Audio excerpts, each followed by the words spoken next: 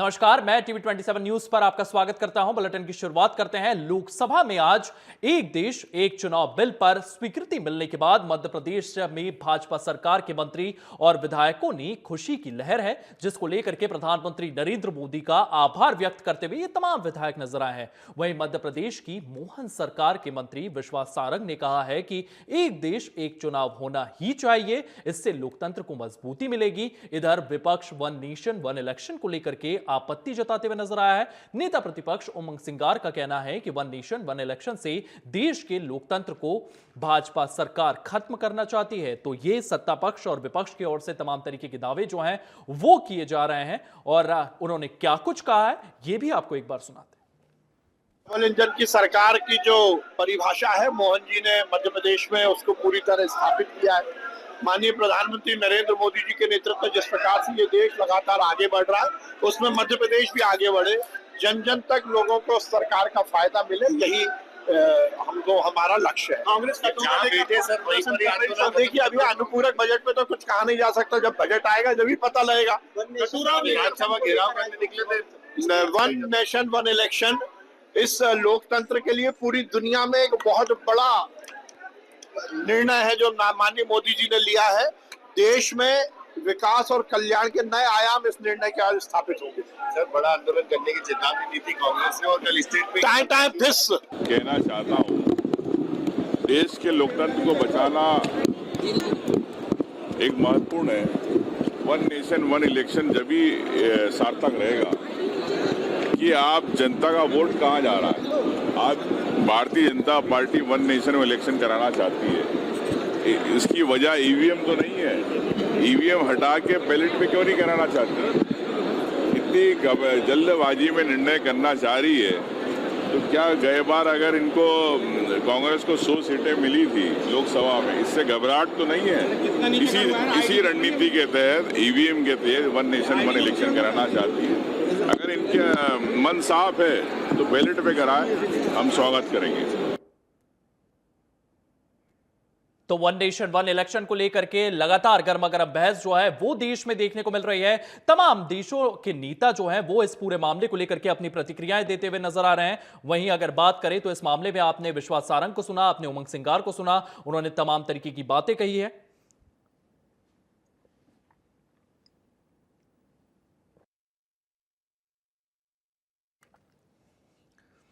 वही one nation one election को लेकर के हमारे साथ हमारे दो मेहमान जुड़ गए हैं। आपको बता दें, योगेश गुप्ता प्रवक्ता बीजेपी हमारे साथ जुड़ चुके हैं। इसी के साथ साथ हिमानी सिंह प्रवक्ता कांग्रेस हमारे साथ जुड़ चुकी है और इन दोनों के साथ हम आज इसको विस्तार देंगे, विस्तार से चर्चा करेंगे, दोनों पार्टियों का पक्ष जानेंगे। सबसे पहले मैं योगेश गुप्ता के पास जाना चाहूंगा। Yogesh, one nation one election को लेकर के भाजपा उत्साहित दिख रही है, लेकिन आंकड़े भाजपा के पास नहीं है, इसको आप कैसे देख रहे हैं?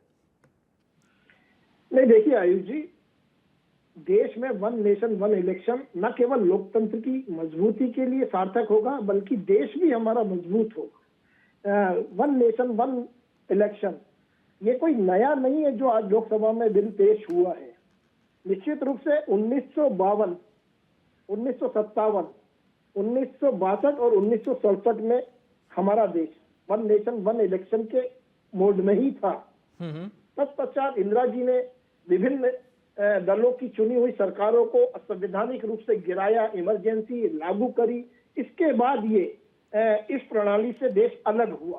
चूंकि वन नेशन वन इलेक्शन से हमारे विकास कार्य प्रभावित नहीं होंगे, क्योंकि जब भी चुनाव होता है न केवल अरबों रुपए खर्चा होता है उन चुनावों में, मैनेजमेंट में, बल्कि आचार संहिता के कारण सभी विकास कार्य प्रभावित होते हैं।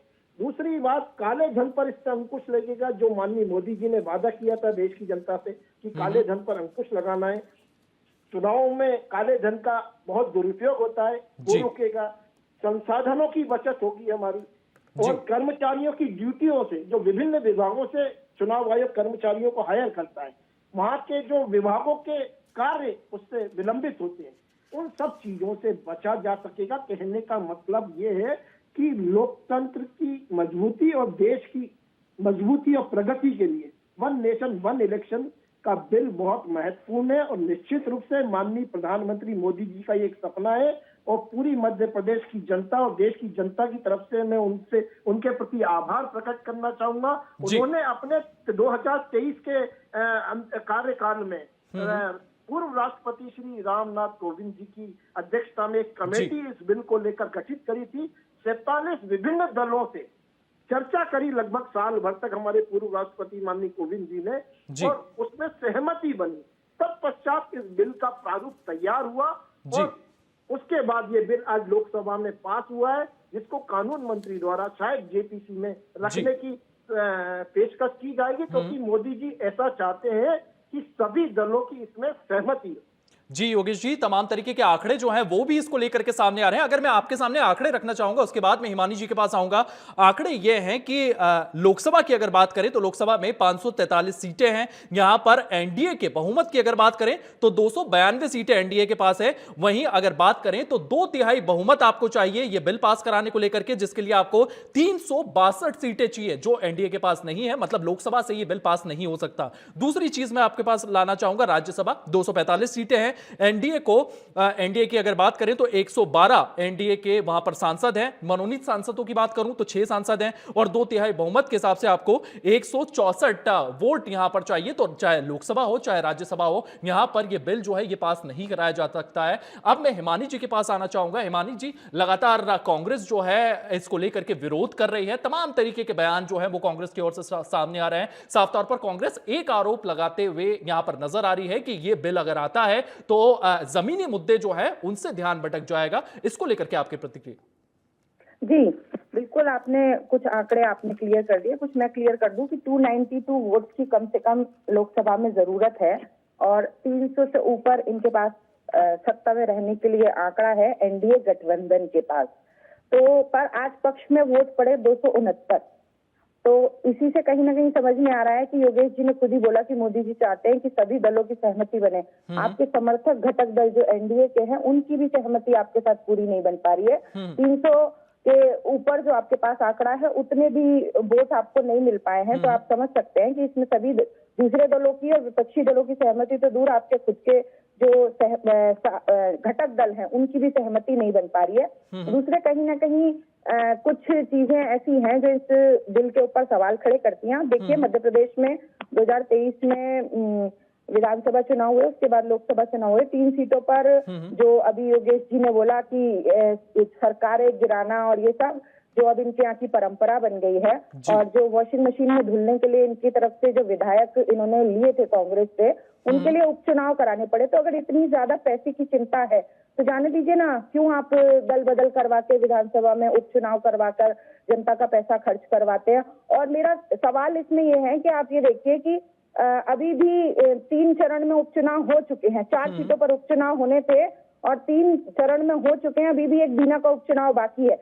ये 4 उपचुनाव पे एक साथ करा नहीं पाते। इनके अभी तक का जो क्राइटेरिया रह रहा है, ये अपने चलाए हुए नोट 7 तक नहीं चला पाते हैं। तो इनकी क्रेडिबिलिटी इस आधार पर यह कि वन नेशन वन इलेक्शन को कैसे संभाल पाएंगे। जी हिमानी जी, योगेश जी, तमाम तरीके के सवाल जो है वो विपक्ष की ओर से लगातार खड़े किए जा रहे हैं। मैं एक सवाल आपसे पूछना चाहूंगा कि इन चीजों को इंप्लीमेंट करने के लिए रामनाथ कोविंद ने एक कमेटी बनाई है, उसमें तमाम तरीके के जो सुझाव हैं वो दिए गए हैं, तमाम देशों से सुझाव लाए गए हैं। लेकिन इसके लिए आपको जो राज्य सरकारें हैं, जहां पर विपक्षी दलों की सरकार है, उन्हें भी मनाना पड़ेगा, उनका भी सपोर्ट चाहिए। ममता बनर्जी की बात करें, वो आपके विपक्ष में खड़ी हुई हैं। साउथ में तमाम स्टेट्स की बात करें तो वहां पर जो भी स्टेट में सरकारें हैं वो भी लगातार इस बिल के विरोध में तमाम आंकड़े जो हैं वो सामने रख रही है, इस बिल के विरोध में बात करती हुई नजर आ रही है। तो किस तरीके से ये जो सपना है बीजेपी का, ये साकार होते हुए आपको नजर आ रहा है?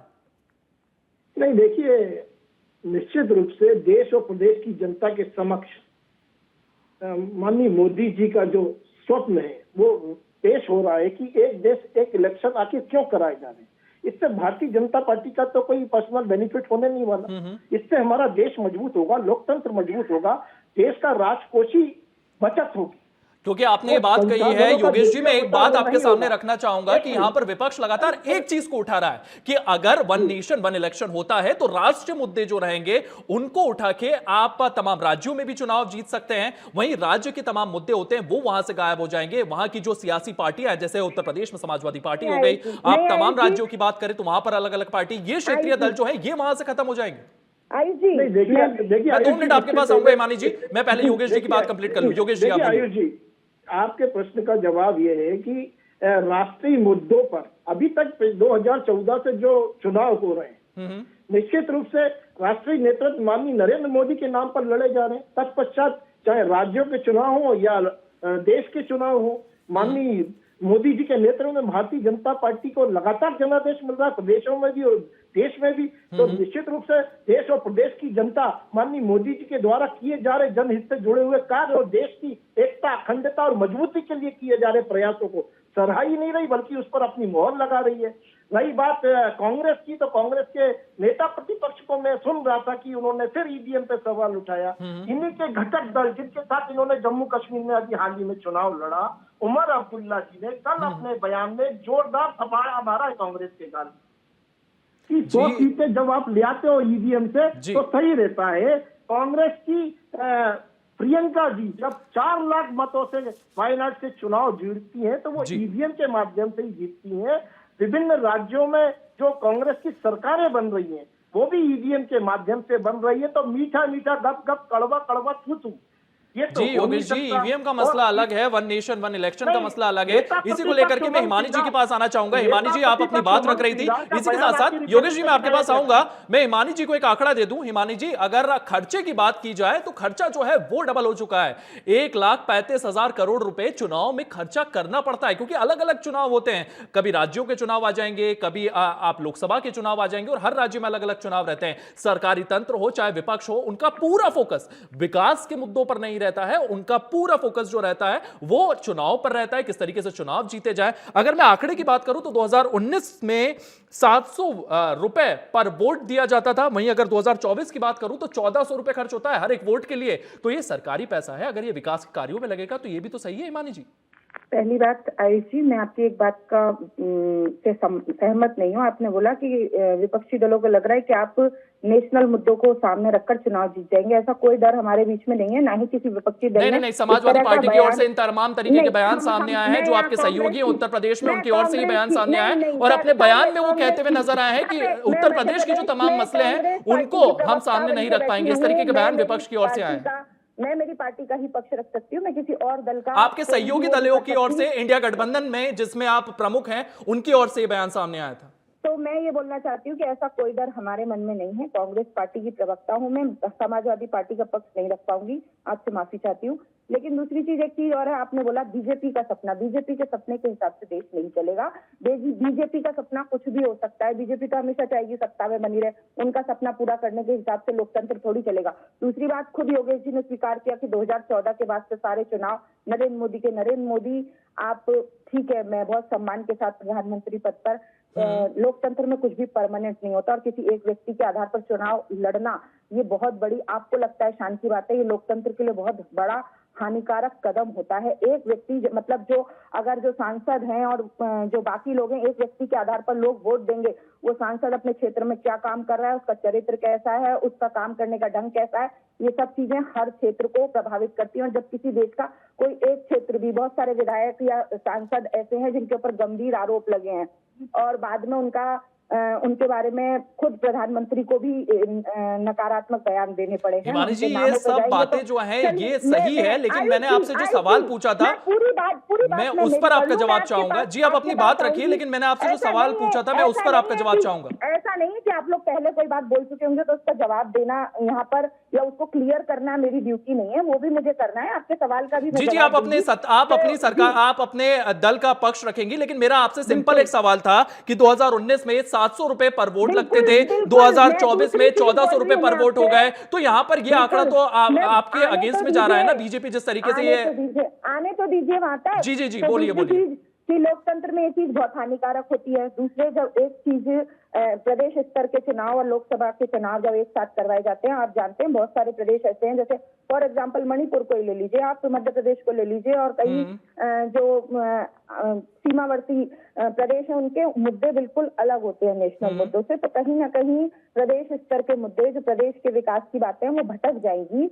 बिल्कुल मैं इस बात में सहमत नहीं हूँ कि ये जीत हार का विषय है, वो मुद्दे भटक जाएंगे और चुनाव कहीं ना कहीं किसी एक तरफ तो प्रादेशिक मुद्दों की तरफ या नेशनल मुद्दों की तरफ डाइवर्ट हो जाएगा और उससे कहीं ना कहीं प्रदेशों का विकास बाधित होगा। और जब किसी एक प्रदेश का विकास बाधित होता है तो पूरे देश की अर्थव्यवस्था उसकी वजह से कहीं ना कहीं संकट में आ जाती है और ऊपर नीचे हो जाती है। इसके लिए मैं आपको एक उदाहरण देना चाहूंगी कि जब मनमोहन सिंह जी की सरकार थी तब मध्य प्रदेश को समानांतर रूप से बजट दिया जाता था, पैसा दिया जाता था। तो हमारी ही एक सांसद ने पूछा था कि मध्य प्रदेश में हमारी सरकार नहीं है, मनमोहन सिंह जी के बारे में सभी जानते हैं, वो बहुत बड़े अर्थशास्त्री हैं। तो उन्होंने कहा था किसी एक प्रदेश के लिए बजट रोककर पूरे प्रदेश की अर्थव्यवस्था को रोकना कोई समझदारी का काम नहीं है। तो प्रधानमंत्री पद पर होने का नाते किसी भी, हालांकि ये परंपराएं अब 2014 के बाद खत्म हो गई हैं, लेकिन इन चीजों से जब प्रदेश का विकास बाधित होता है, one election one nation one election, इस वजह से कांग्रेस पार्टी इसका विरोध करती है।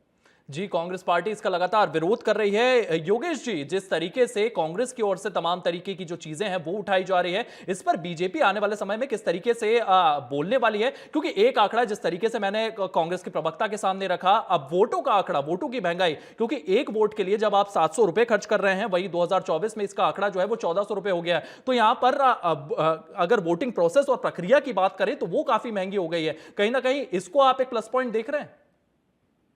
जी, मैं आपकी बातों से इत्तेफाक रखता हूँ और यही तो भारतीय जनता पार्टी और माननीय प्रधानमंत्री मोदी जी देशवासियों के समक्ष रख रहे हैं कि आज के परिवेश में जो चुनाव है, जो हर 1.5-2 साल अमूमन हर 8-10 महीने में कराए जा रहे हैं, कभी किसी राज्य में कभी किसी प्रदेश में, तो निश्चित रूप से वहाँ की विकास की गाथा भी रुकती है और जो राजस्व है उसका भी हानि होती है। यही राजस्व, यही राजकोषीय बचत जिसकी बात मैंने पूर्व वक्तव्य में कही थी, इसी से तो तात्पर्य था मेरा कि जो पैसा हमारा वन नेशन वन इलेक्शन के माध्यम से बचेगा वो हमारे देशवासियों के जनहित से जुड़े और इंफ्रास्ट्रक्चर डेवलपमेंट और भारत के विकास को आगे ले जाने में काम आएगा। यही तो message directly Bharatiya Janata party और माननीय मोदी जी देश की जनता के समक्ष रख रहे हैं और प्रदेश और देश की जनता ये भली भांति जान रही है, समझ रही है। और मैं समझता हूं कि अगले 2029 का जो लोकसभा का चुनाव होगा उसमें ये वन नेशन वन इलेक्शन का मुद्दा बहुत महत्वपूर्ण होगा और इसके ऊपर पुनः भारतीय जनता पार्टी के ऊपर मुहर लगेगी, ऐसा मैं पूर्ण विश्वास के साथ। जी, हिमानी जी, आप कुछ कहना चाह रही? जी, मैं ये कहना चाहती हूँ कि योगेश जी की बातें अभी जैसे मैंने देखा कि कथनी और करनी में बहुत फर्क है। आप ये देखते हैं कि कई बार ऐसा होता है, प्रदेश स्तर पर चुनाव होते हैं या लोकसभा के चुनाव होते हैं, उनके चरण जो है वो जरूरत से ज्यादा बढ़ा दिए जाते हैं और फिर उनके परिणाम के बीच में बहुत सारा, पहले चरण में और आखिरी चरण के बीच में बहुत सारा फर्क आ जाता है। और आपने खुद देखा था लोकसभा चुनाव के दौरान चुनाव हर चरण में अपना रूप चेंज कर रहा था, भाषण का स्तर बदल गया था, भाषण के मुद्दे बदल गए थे। जब खुद भारतीय जनता पार्टी अधिक चरणों में चुनाव कराने का जो 5 या 6 में होने चाहिए थे, उन्होंने 9 तक पहुंचाने का काम किया। तो फिर ये वन नेशन वन इलेक्शन को कैसे संभालेंगे? जब ये कुछ कम चरण हो जाए तो इनका चुनाव बाधित हो जाता है। इनको ये देखना पड़ता है कि कौन से चरण में कौन सी किस तरह की, पहले चरण के बाद वोटिंग प्रतिशत बहुत कम हो गया था, सभी लोग चिंता में आ गए थे, दोबारा से मीटिंग हो गई थी, स्ट्रेटेजी चेंज की गई थी।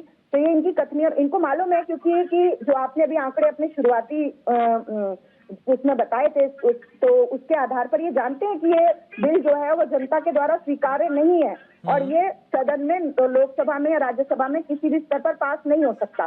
तो कुछ चीजों को ये मुद्दों से भटकाने के लिए लगातार लाइन में लाते रहते हैं। इनको खुद भी मालूम है कि ये खुद नहीं कर पाएंगे और बिल्कुल बराबर में लगातार जो कह रही हूँ, ठीक है अभी प्रधानमंत्री मोदी देश के मुखिया हैं, लेकिन प्रधानमंत्री मोदी ये जो बोल रहे हैं कि ये उनका सपना है। अगर आप कोई चीज को देश का सपना बना के चलेंगे, जनता का सपना, आपके सपनों के हिसाब से देश नहीं चल सकता है कि आप बोलेंगे वैसा, क्योंकि और आपकी पत्नी अभी मई में लोगों ने अंतर देखा है कि आप कम चरण में संतुष्ट नहीं है, आप चरण बढ़वा देते हैं, आप अलग अलग प्रदेशों के 2-2 महीने का अलग अलग चुनाव करवा देते हैं। आपको एक उदाहरण पेश करना था, आप चाहते थे इसके लिए सकारात्मक संदेश जाए, तो क्यों नहीं बिहार दिल्ली के चुनाव भी, महाराष्ट्र और हरियाणा के चुनाव को और सबको साथ में करवा दिया जाए। कुछ राज्यों में एक साथ चुनाव करा के बता देते कि आप इस तरह से भी आचार संहिता और इस तरह जो प्रधानमंत्री खुद अलग अलग प्रदेशों के चुनाव में लग जाते हैं और देश के विकास में कहीं ना कहीं बाधा उत्पन्न होती है। एक उदाहरण पेश कर देते, खुद से ये अलग अलग एक एक दो राज्यों के चुनाव एक साथ नहीं करवा पा रहे हैं, वन नेशन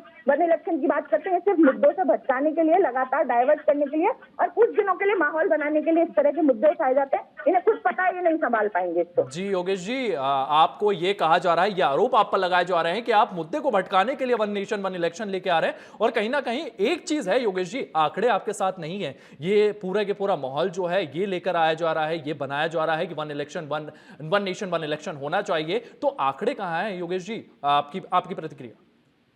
नहीं देखिए आयुष जी, आंकड़े 269 और 198 बहुत ज्यादा फर्क है।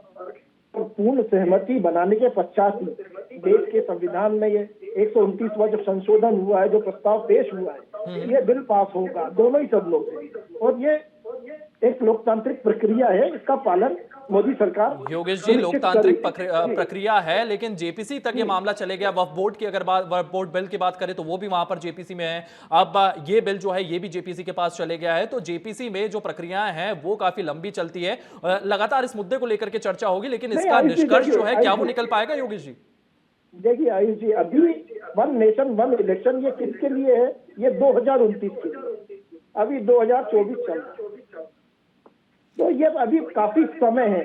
जैसा कि हिमाजी जी ने सवाल उठाए कि 7 चरणों में 6 चरणों में चुनाव करा रहे हैं, या 2 महीने 6 महीने 8 महीने में, या 2 प्रदेशों के एक साथ करा रहे हैं, 2 के नहीं करा रहे हैं, तो ये सब चुनाव मैनेजमेंट तो चुनाव आयोग के माध्यम से होता है, और निश्चित रूप से सरकारी कर्मचारी वही हैं, संसाधन सीमित हैं, तो इन सभी को बढ़ाने के साथ साथ और पूर्ण सहमति बनाने के पश्चात one nation one election possible होगा। और ये देशवासियों का सपना है, ऐसा भारत में हुआ है, 1952 में हुआ है, 56 में हुआ है, 62 में हुआ है और 69 में हुआ है। तो ऐसा नहीं है कि ये देशवासियों के लिए नई प्रक्रिया है। हिमानी जी, ये तमाम आंकड़े जो है रखते हुए नजर आ रहे हैं, और जब से इलेक्शंस की शुरुआत हुई है यहाँ पर, तब ऐसा ही चला था। 1967 तक ये चीजें जो थी ये कंटिन्यू में थी, उसके बाद सरकारें गिरती हैं और टाइम पीरियड जो है वो बदल जाता है। ये भी तमाम चीजें हैं जो लगातार तमाम लोग रखते हुए सामने आ रहे हैं। हिमानी जी, आपकी प्रतिक्रिया इस पर?